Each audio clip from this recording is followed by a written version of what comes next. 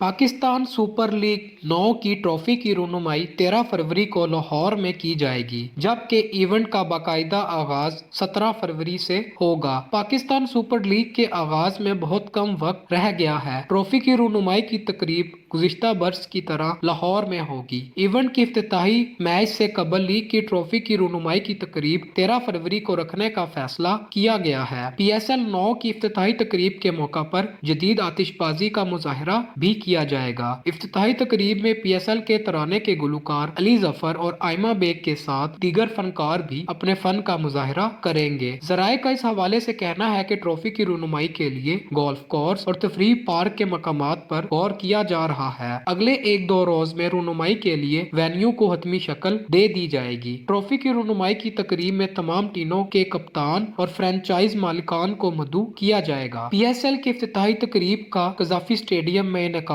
होगा। दूसरी जानिब पाकिस्तान क्रिकेट टीम के विकेट कीपर मोहम्मद रिजवान ने बाबर आजम के साथ ओपनिंग जोड़ी टूटने पर रद्द अमल दे दिया है। कौमी क्रिकेट टीम के विकेट कीपर मोहम्मद रिजवान ने बाबर आजम के साथ T20 में ओपनिंग जोड़ी टूटने पर खामोशी तोड़ दी है। एक इंटरव्यू में कौमी टीम के विकेट कीपर मोहम्मद रिजवान से सवाल किया गया कि T20 में बाबर आजम और आपकी ओपनिंग जोड़ी टूटने से क्या कोई फायदा हुआ। जवाब में मोहम्मद रिजवान ने कहा, टीम मैनेजमेंट मक्स वर्ल्ड कप को मद्देनजर रखते हुए कुछ चीजें तब्दील की ताकि मेगा इवेंट से कबल अच्छा कॉम्बिनेशन बना सके। उन्होंने कहा, वर्ल्ड कप के लिए बेहतरीन प्लेइंग 11 बनाने के ख्वाहां हैं। ओपनिंग में दाएं और बाएं बल्लेबाजों के साथ कॉम्बिनेशन बनाने की कोशिश कर रहे हैं। मुझे नहीं लगता ये कोई गलत फैसला है। मोहम्मद रिजवान ने कहा कि टीम मैनेजमेंट के फैसले से नाराज नहीं हूँ, बल्कि वर्ल्ड कप वेस्ट इंडीज और US में शेड्यूल है, जहां बॉल स्पिन होगा तो हमें मुख्तलिफ किस्म के बैटर्स की जरूरत होगी। वाज़ेह रहे, न्यूजीलैंड के खिलाफ 5 मैचेस की T20 सीरीज में साइम अयूब को बतौर ओपनर खिलाया गया